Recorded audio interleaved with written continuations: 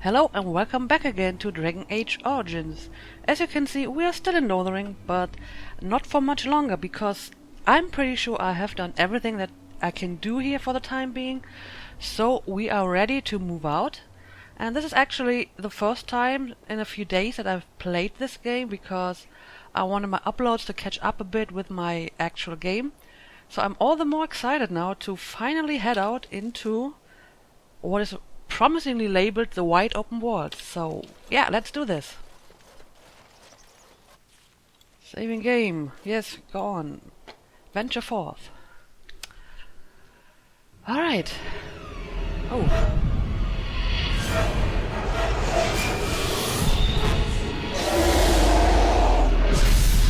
Whoa.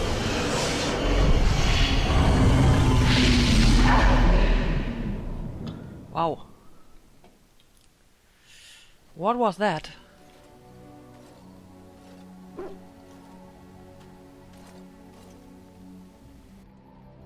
Bad dreams, huh? Oh, so I dreamed of the Archdemon, I guess. It seems so real. Well, it is real. Sort of. You see, part of being a Grey Warden is being able to hear the Darkspawn. That's what your dream was, hearing them. The Archdemon, it talks to the Horde, and we feel it just as they do. That's why we know this is really a blight. The Archdemon, is that the dragon? I don't know if it's really a dragon, but it sure looks like one. But yes, that's the Archdemon. It takes a bit, but eventually you can block the dreams out. Some of the older Grey Wardens say they can understand the Archdemon a bit, but I sure can't. Anyhow, when I heard you thrashing around, I thought I should tell you. It was scary at first for me too.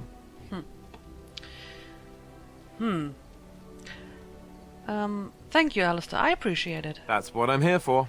To deliver unpleasant news and witty one-liners. Anyhow, you're up now, right? Let's pull up camp and get a move on. Oh.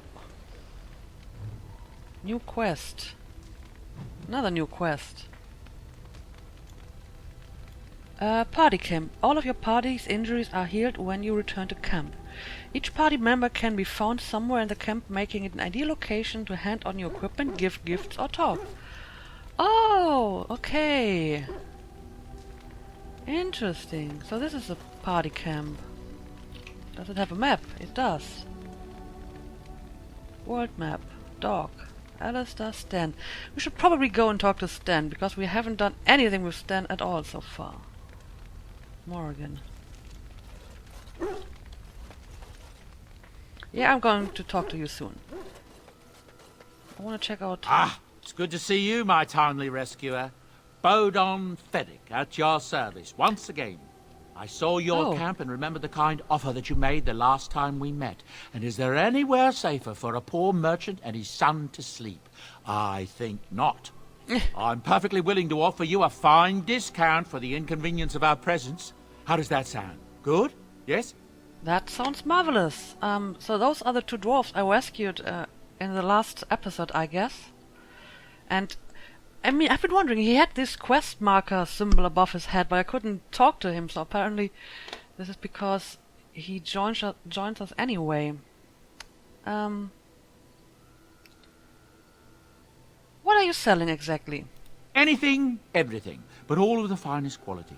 No cheap trinkets here. And my boy Sandal happens to be a bit of a hand with enchantments. Oh, yes.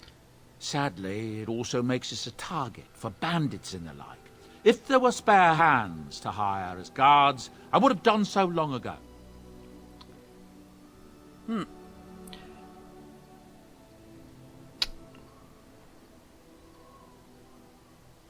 Let me see your wares. I'm sure you'll be pleased with the goods my boy and I have collected. And with your discount. Alright, so... Wow. That's a lot of runes. And what is... King Merrick's shield? An Alistair doll? What? What? Okay, ugly boots. Well, those are gifts and they are practically free. Well, that's interesting. But I still have a bunch of gifts in my inventory. I actually bought all the gifts that I could find in Lothering just in case, because who knows? Who knows who might be interested in that? So I'm not going to buy any more gifts for now until I find a way to give these away. But yeah, that's pretty nice. Wow, that is one expensive axe. Oh, this is... Yes, this is the remaining stuff for my blood dragon armor, but I still can't wear it, so... I guess I will look at the shop more detailed later. Yeah, thank you. But why exactly do they have quest markers? Okay. Hello. The boy's a bit simple, but he's rather good with enchantments.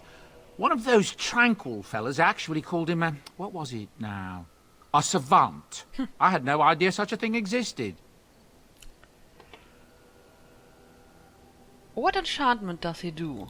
He can fold lyrium into almost any weapon or piece of armor, though naturally some of the more extravagant materials will take more lyrium than others. It's a process that some of the master smiths back in Orzammar will perform, but my boy here is just as adept at it. Isn't that right, boy? Enchantment! And there you have it. I want some enchanting done. Enchantment! Okay, so yeah, this is the sword I acquired in Lothering. Oh, I see.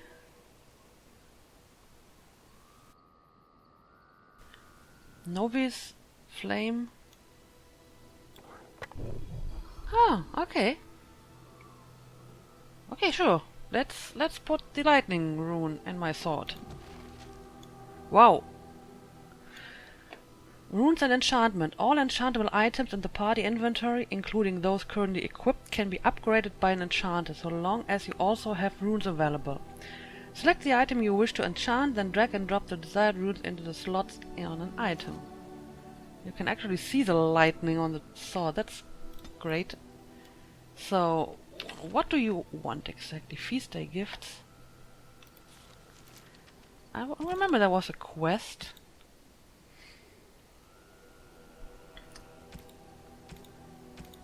Feast day pranks, feast day gifts. So, those are all the gifts you're selling, right? If there's anything I can do for you, please, please tell me.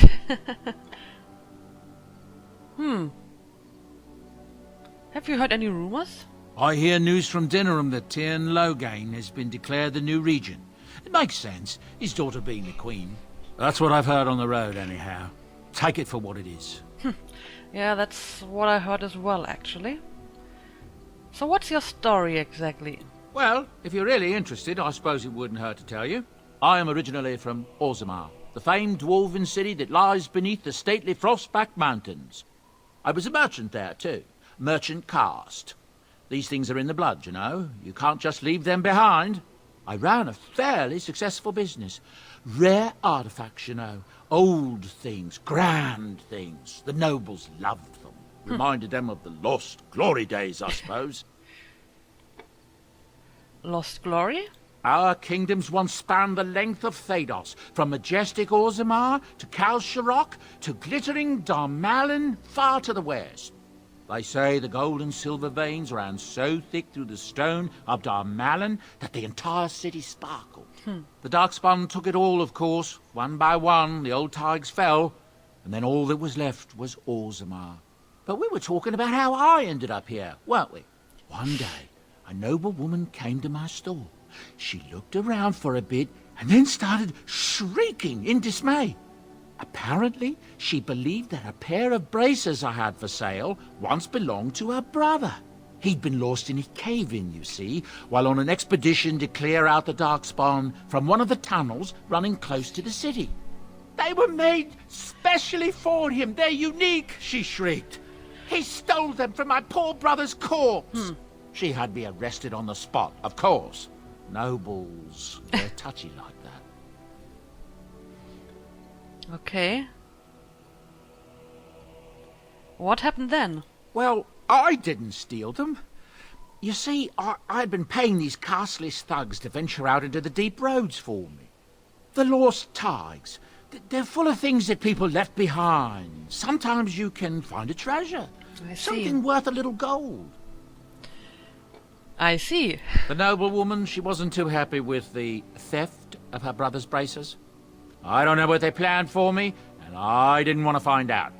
Bribed the guard that was watching me and took off for the surface first opportunity I got. Never looked back.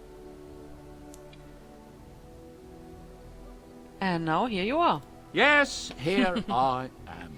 Now, is there anything the boy or I can get you? But where do these goods come from, not the deep roads? Look, we don't rob people, all Okay. right? We don't take things from people that need them. The things in the lost tigers, what good did they do lying there? I brought them back to Orzammar, where people could look at them and remember. It's not all that different up here. There are places long abandoned by the humans everywhere. Even more now with the Darkspawn coming. What do you mean? People flee from the Blight with good reason, but they forget things. Things with value and meaning. They leave them behind because they're frightened and desperate.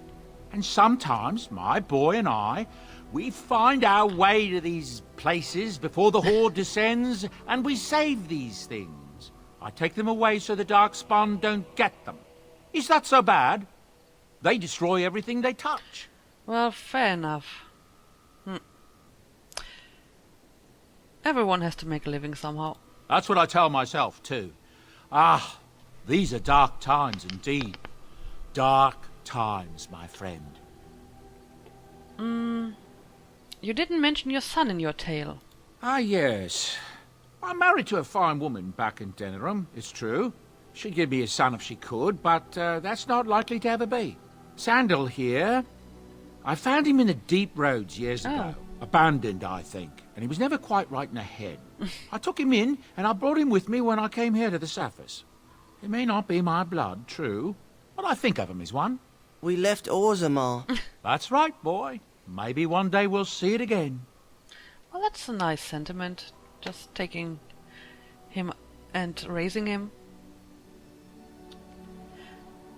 Yeah, that was generous of you. It's not as if I don't benefit, mind you. Turns out the boy's a natural working with enchantments. He might have even been lyrium-addled. I never thought of that before, to be honest. Happens sometimes. He can work an enchantment into just about anything, however, given some time. Could probably open his own shop, if he knew how. Enchantment. Well, he does seem to enjoy it, at least. Okay, I shall go. Of course. Good fortune to you and yours. Goodbye. Yeah, I will look into those gift stuff later because I still have a lot of gifts. What's this? It's not on my... Hello? Levy Dryden. You're a hard woman to find. Where are my manners? The name is Levy Dryden. Did Duncan ever mention me? Levy of the coins? Levy the trader? No. Dryden's a black name. Your family lost its land and titles. Huh. I'm Scarly. I've never heard of you. Really? He never told you of old Levy? We've known each other for years. But here I am carrying on while you have a blight to stop. Don't want to waste your time. But you see, Duncan promised that together we'd look into something important for the Wardens. And for me. But poor Duncan's... well, no more. Yeah. A tragedy it is, at that. But I know he would want his work carried on. His pledge fulfilled. How did you know Duncan? It's a bit of a tale, that is. But I'm the one who brought the Grey Wardens back to Ferelden. Well, I was one of the ones. There were a lot of us. Maker's breath, I'm a bit nervous. Honoured to be here, really. Go ahead and tell your tale. After King Marek freed us from the Orlesians, the Grey Wardens begged the King's permission to come into Ferelden. Some sort of internal business. Me and a mess of other Warden sympathisers spoke on behalf of your order. Tan Loghain was very much against letting Orlesian wardens in the kingdom. Yeah, so but I Marek, gathered. Andraste, bless him, was a fair-minded monarch, and he let them in. Go on, I'm listening. So that's why I was there when the wardens and their leader, Genevieve, presented herself to the king. The first wardens in Ferelden in over a century. Proudest state of my life, that was. Duncan was a bit of a scamp back then. We were of an age and struck up a friendship. The king himself went with the wardens on their mysterious business. When he returned, he rescinded King Ardland's decree, and the wardens came back to Ferelden for good.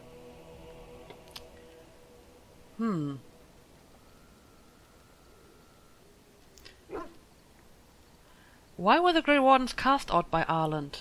People say it's because the wardens have become terribly unpopular. Just soaking up tires and not doing a bleeding thing for the kingdom. I say that's bollocks, as recent events have shown. Well, I guess if there isn't a blight to fight, then it might look like that the Wardens aren't doing anything, I guess. So Marek rescinded the decree just like that. Marek was a bit of a visionary. A powerful mind, that one. In his travels with the wardens, he must have seen how important their cause was, and been moved by it.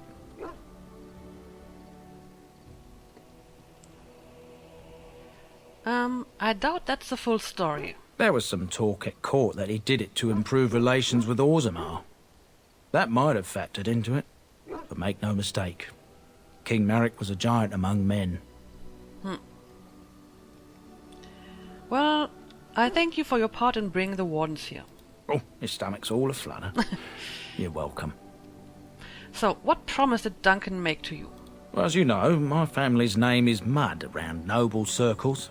My great-great-grandmother, Sophia Dryden, was the last warden commander of Ferelden back when the wardens were known as freeloaders. So Okay. King Arland banished the wardens, and he took House Dryden's land and titles. What happened next? Hard to say. After King Arland died, there was a civil war, loads worse than this one. And our family was on the run, hunted by enemies, with nary a friend in the world. But Drydens are tough. We rebuilt, became merchants, and we never lost our pride. I'm surprised you kept your name. Our family's only crime was guarding the kingdom against the blight. We're not ashamed of that. So, what favor did you ask of Duncan? I asked for the truth. My family reveres Sophia Dryden. We know she died at the old Grey Warden base, Soldier's Peak. We want evidence to clear her name. It won't restore our land or our titles, but it'll restore our honour. I've never even heard of Soldier's Peak. Well, no one's been to Soldier's Peak since Arland's days. At least none that's come back. I spent years mapping the maze of tunnels to the peak, and I found the way a few years back. So I went to Duncan, I did, and I said that he could reclaim the old base and my family could have its honour.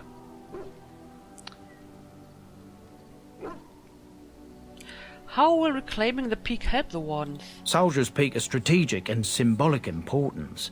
Duncan said that it would be worth it right there. He also hoped to recover lost Warden history and perhaps a few old relics. No one knows what's up there now.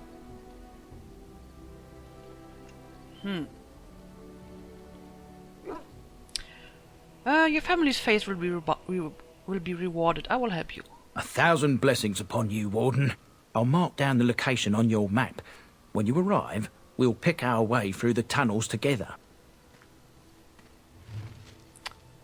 Okay. Wait. Quest updated. Soldier's Peak. Oh, this is also... Okay, I see. Yeah, I'm not going to do that now because I really want to talk to my guys now.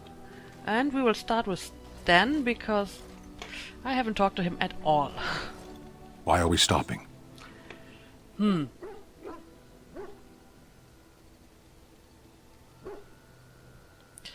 working together. I think I should get to know you. There are darkspawn to be fought. Is this delay needful?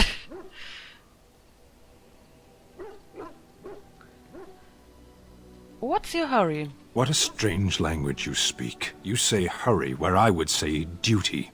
Okay. I have never seen a Qunari before. Tell me about your people. No. Oh, okay. No, why not? People are not simple. They cannot be summarized for easy reference in the manner of, the elves are a lithe, pointy-eared people who excel at poverty. Okay, I get the point. I get your point. You said you were in the army. I am.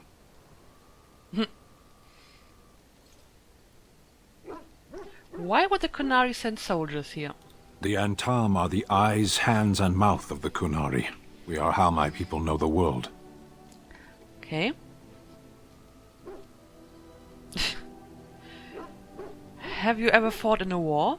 I have always fought in war, human. Alright, so...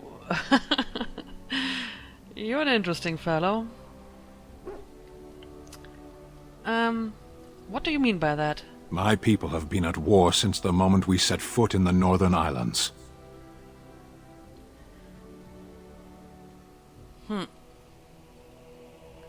So the Qunari don't come from the islands? We do now. You're not the most chatty fellow there is, are you? Where did you come from before? Somewhere else. God! Seriously? Are you always this bad about answering questions? Generally. I do not see how this matters. Seheron and Parvolan are distant. Ferelden and the Darkspawn are immediate. Okay. Are you alright? You were in that cage for weeks. You are concerned. No need. I am fit enough to fight. Okay, we should get moving. As you wish. Well, he approves a bit, even though he doesn't really want to answer any of my questions. Yeah, let's speak to Alistair. What do you need? Right, I wanted to talk to him about Duncan. So, do you want to talk about Duncan? Maybe you have a little bit more words for me than Stan. You don't have to do that. I know you didn't know him as long as I did. Alright.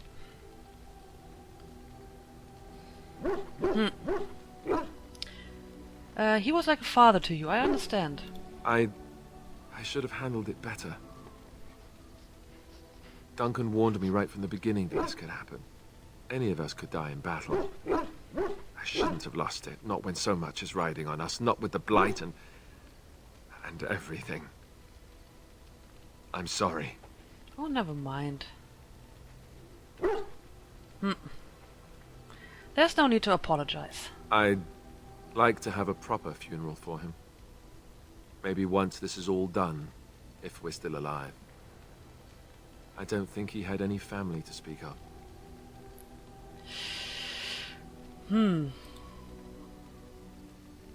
He had you. I suppose he did. It probably sounds stupid, but part of me wishes I was with him, in the battle. I feel like I abandoned him. Yeah. That is stupid. He saved your life by sending you to the tower. That he did, but that wasn't really his plan. No, I understand completely. Of course. I'd be dead then, wouldn't I? Yep. It's not like that would make him happier. I think he came from High Ever, or so he said. Maybe I'll go up there sometime. See about putting up something in his honor. I don't know. Have you had someone close to you die? Not that I mean to pry, I'm just... Well, actually... yeah, my entire family was murdered just recently. Oh, of course. How stupid of me to forget. Here I am going on and on about Duncan, and you... I am so sorry. Thank you. Really, I mean it. It was good to talk about it, at least a little. Well, I am from High Ever, so maybe I can... Then again, I guess Alhau now owns the place? I don't know. I mean, I'm not really from Highever anymore and probably shouldn't go back there, but at some point I hope I can go back there and yeah. Maybe I go to Highever with you when you go. I'd like that. So would he, I think. Alistair approves. He approves quite a bit of that. Let me check.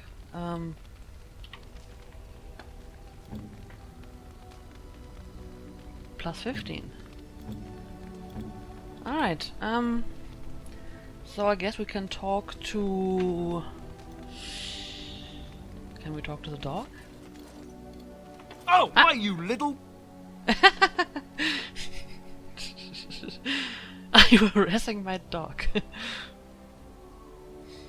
What? Your furry friend here took offense at me getting near his food. He snapped at me, look. There's hardly any blood drawn. Well, he is a war dog. Sometimes I forget that he's a war dog. That'll teach me. Yeah. Let's talk to Liliana. Yes? I'd like to talk. Well, here I am. You are a traveling minstrel. Do you have any tales to share? Of course I do. I love stories far too much to keep them to myself. Everyone should be able to benefit from them, I think. Do you know any Ferelden legends? I know one, told to me by my mother a long time ago. It always chilled me to the bone. Maybe you have heard of Flemeth? Yeah.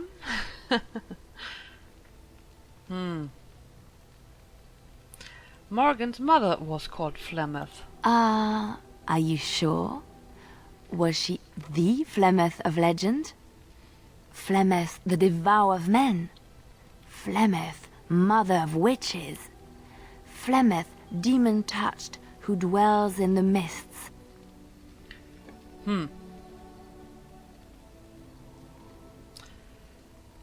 She didn't really introduce herself as such. Ferelden mothers scare their daughters with talk of Flemeth. They say that if you're bad, Flemeth will spirit you away and bind you to her forever. They also say that Flemeth mourns her lost beauty and will steal yours through your looking glass if she catches you. Tell me the whole story. Flemeth's beauty was known throughout the land.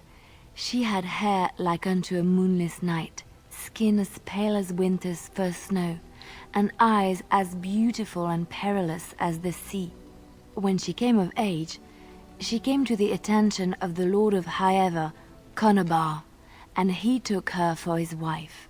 Qunari soon learned that his young bride had the gift of magic. He kept this a secret, for he feared that she would be taken from him. Flemeth stayed with Qunari for some years, and with his blessing she practiced her art. And then one day, a young poet named Osen came to the castle. Flemeth was captivated by Osen's voice, and he by her beauty, and they fell in love. Yes, I actually read this story before. There was a codex entry which pretty much told the same story. But we're going to listen to it anyway. Oh, the plot thickens. Flemeth longed to be with her true love, and she and Osen fled from Qunari's lands, seeking refuge in the Qunari wilds with the Chasen tribes. They lived there happily for many a year, till the day Flemeth received news that Qunari was dying and longed to see her face one last time. Flemeth's heart swelled with pity for the man who once was her husband, and begged Osen to return to Qunari's side with her. But when Flemeth and Osen entered Highever, they were captured by Qunari's men, and Osen was slain in front of Flemeth's eyes. Flemeth was imprisoned in the highest tower of the castle, there to await Qunari's judgment on her. Distraught at the loss of her love, Flemeth plotted revenge against her husband. She summoned a fey demon, intending for it to wreak vengeance on Qunari. But a spell went awry. The demon possessed Flemeth. turning her into an abomination. The halls of the castle run red with blood as Flemeth slaughtered Conobar and all his men. The last of Flemeth's humanity melted away, and at dawn she stole back to the wilds to plot and scheme for 100 years. They say she took to her side many chastened men, and with their help begat her daughter witches, who even now prowl the dark places of the Qunari wilds. Okay. I think I will save the other stories for a later time, so let's just move on. Liliana approves. Okay, so Morgan is on the other side of the camp. She isn't really a social person, isn't she? But let's talk to Morgan. What do you wish of me? I'd like to ask you something. If you must.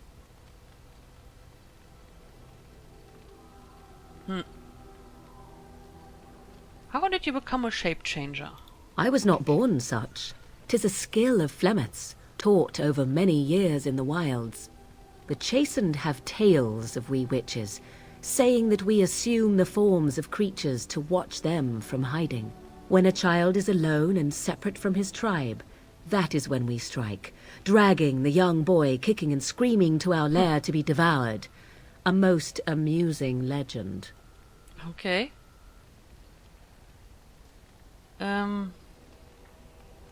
But it's just a legend, right? So I assume. My mother has walked the wilds far longer than I. Who am I to suggest what things she has done and not done in her past? Why do you ask? Is there something specific you wish to know?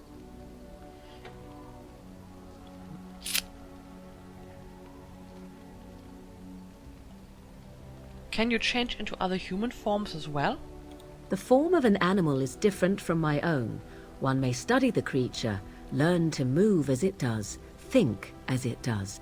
In time, this allows one to become as it is. I gain nothing by studying another human. I already am the same as they are. I learn nothing. So the answer is no, my human form is the only one I possess. Interesting. Probably would make her too powerful if she could just transform into other humans. I mean, from a story perspective, if the makers of the game gave her the ability to change into other human forms, that probably wouldn't work. I've never heard of magic like that before. No, 'tis not unheard of in the remote corners of the world. There are traditions of magic outside of the circle of magi, despite what those mages would have you believe. Some of these traditions are old, indeed, passed down as carefully guarded lore from one generation to the next. Interesting. The zealots of the chantry would uproot all such practitioners if they could. But as luck have it, some still exist. My mother is such a one.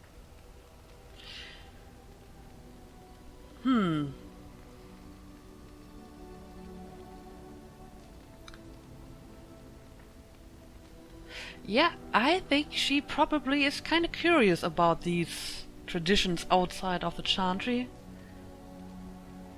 Because, I mean, she probably has a little bit of knowledge about what the chantry teaches about magic. But I think she's the kind of person that wants to know things that are, outside of the accepted canon and accepted knowledge. So, yeah, that's good. Such traditions need to be preserved. I am surprised you think so. Still, 'tis a pleasant thing to hear. Can anyone become a shape changer? Anyone with sufficient will. But the act of transformation is a magical one. 'Tis a spell and thus requires a mage's talents. If you had a notion to learn such a skill for yourself, sadly, you must remain disappointed. Yeah, I thought so. Do you spend a lot of time as an animal? There were nights when the wilds called to me, 'tis true. You look upon the world around you and you think you know it well. I have smelled it as a wolf, listened as a cat, prowled shadows that you never dreamed existed. But my life is as a human. I am under no illusions to the contrary. And what do other animals think of you when you're changed? They do not shy away from me. To their senses, I believe I seem like any other of their species. As to what they think, I truly cannot say. Just as I am still human, no matter my form, they are still animals. Thus they cannot speak, even were I to ask. That's all I wanted to ask. Indeed. Have you an opinion on my abilities, then? Am I an unnatural abomination to be put to the torch? No, I don't think she sees it like that.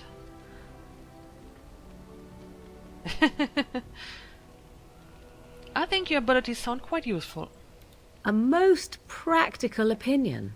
Far more so than any man I have spoken to. But enough of such talk. Let us proceed, lest the dust gather on us.